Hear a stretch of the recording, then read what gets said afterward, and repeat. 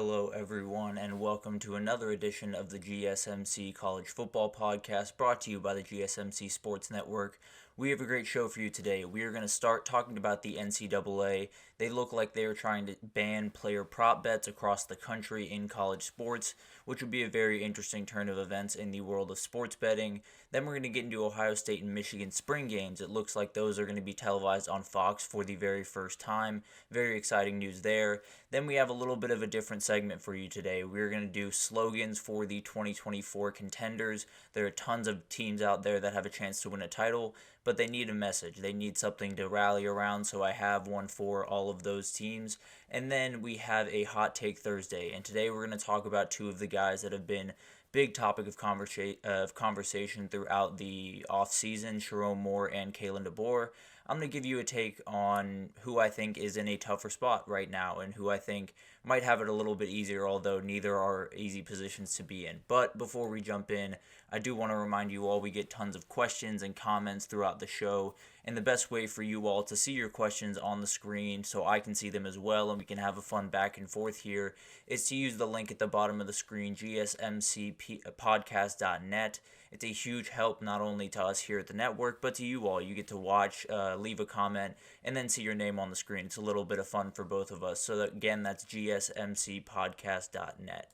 But let's jump right in. There has been a ton happening around the NCAA headquarters right now. Charlie Baker has, I'll be totally honest, taken a couple of losses over the last couple of months with the NIL debacle against Tennessee and losing that, essentially losing all authority to put together NIL rules going forward. The NCAA slowly has just been losing a little bit of power, and I think that plays into all of this. But the NCAA is trying to get player prop bets banned in college sports because they cite players getting harassed online afterwards if they do not hit the bet, or possible impact on the integrity of the game, which we have seen in college football and in other college sports as well. So prop bets, before we jump into this, if you're unfamiliar, player prop bets are essentially if you don't want to pick the game, so if you don't want to pick the winner of Georgia, Florida, or whatever, Georgia, Alabama, whatever game you like to pick, if you don't want to pick a winner for that game, you can pick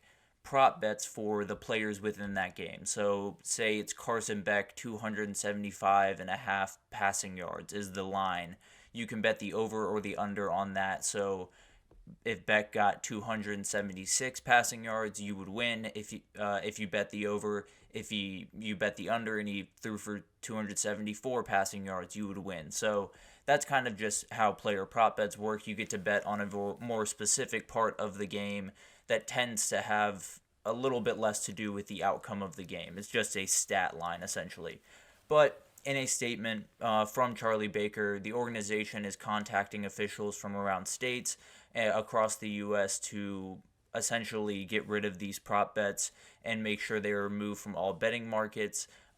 He says, quote unquote, in order to protect student athletes and protect the integrity of the game. Issues across the country the last several days show us more work needs to be done. So the issues he's talking about over the last couple of days are obviously the Shohei Ohtani situation, where it seems that his interpreter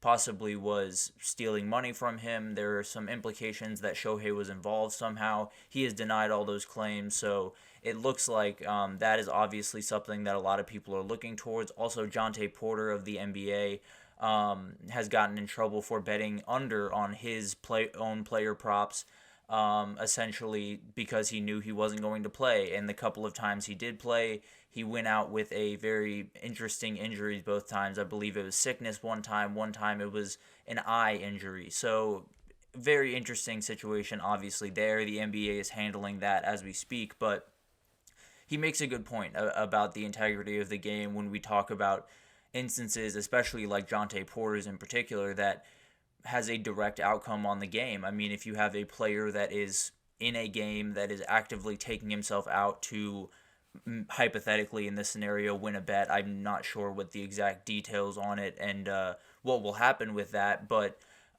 if that were to happen at the college level, that would be a huge problem. There's no two ways about that. There's been a couple other examples at the college level. One is Brad Bohannon, the former Alabama baseball coach, got caught in a betting scandal, essentially giving insider information about his team to other people so they could bet against Alabama. That obviously is a huge problem. Iowa State got into some trouble with their football program last year with players betting, mainly Hunter Decker's their starting quarterback. So a lot of examples to choose from, and definitely gives the NCAA a little bit more of a leg to stand on here. I think you never want players to get into trouble for betting. You never want anyone to be in a position to change the outcome of a game because of a bet they have or because of a bet someone they know has. So it's a very complicated issue, but as I can see right now, it looks like the NCAA does have a pretty solid leg to stand on. Now, sports betting is legal in 38 states and Washington, D.C., but prop bets on college sports are banned in most places. So this is not necessarily something that they're going to have to push all over the country for. It's more select places that they're going to have to really focus in on and make sure that they can get those banned in those specific places.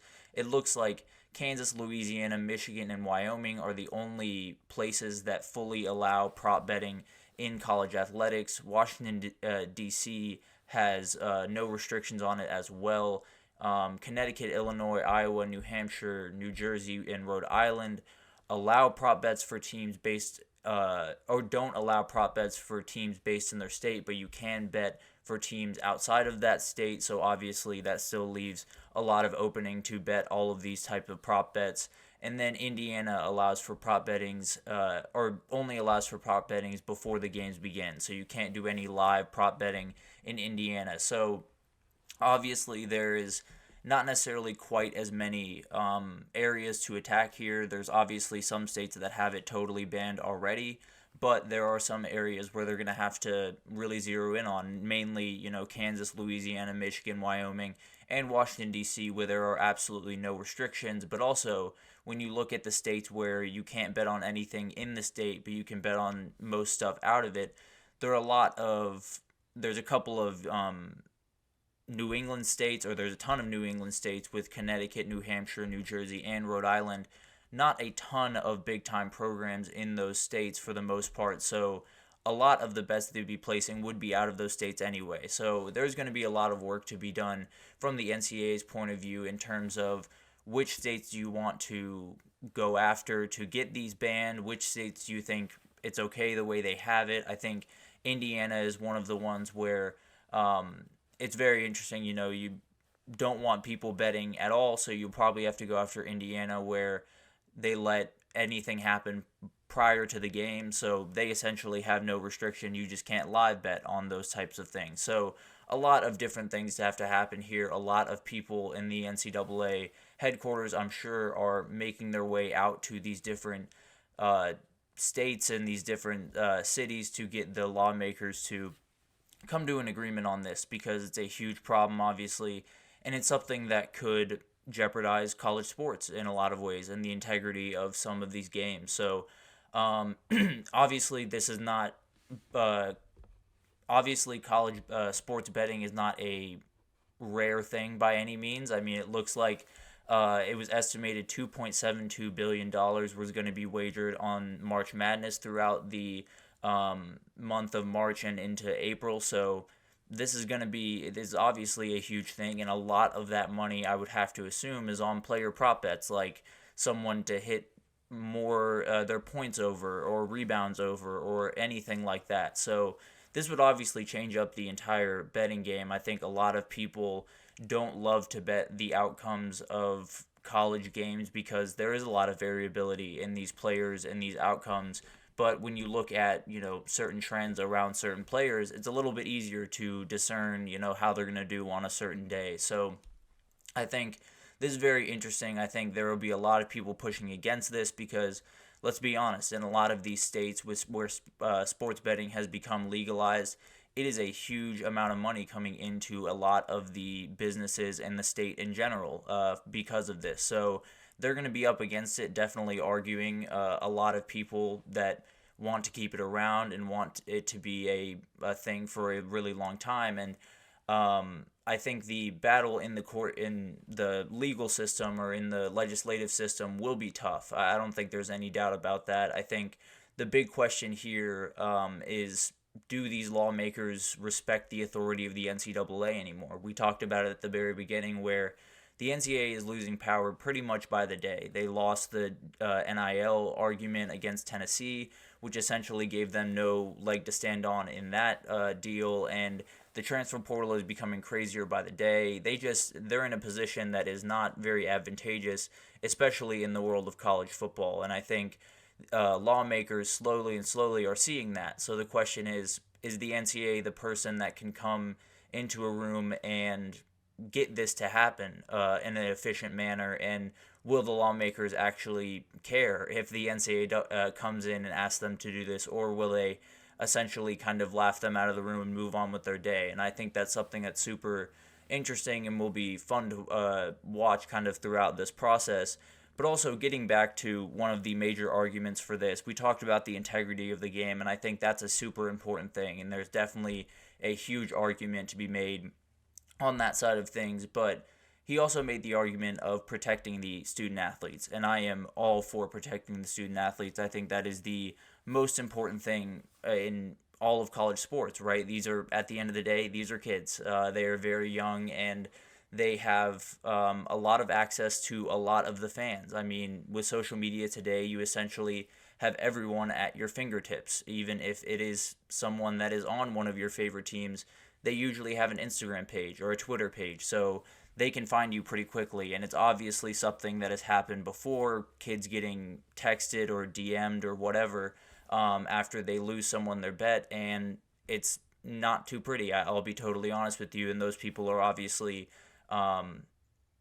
despicable and ridiculous. But more getting back to how to actually protect the athletes, I think there's a way to limit it, and I think this would be a certain way to limit it. I don't think this would necessarily do away with people contacting athletes after games, especially at the college level. I think there's a lot of rabid fandom, and there's a lot of people that kind of let that get in the way of their better judgment. And so the terrible reality we live in is, with everyone right at your fingertips, it's very easy to get after someone after a game. So if a kicker misses a kick, that guy's still going to get a DM at the end of the game. If Carson Beck misses a wide open receiver for a touchdown, he's still getting reached out to after the game. If the wide receiver drops a touchdown, same thing. So the reality is, we love to protect these student athletes, and we should do everything in our ability to do that. But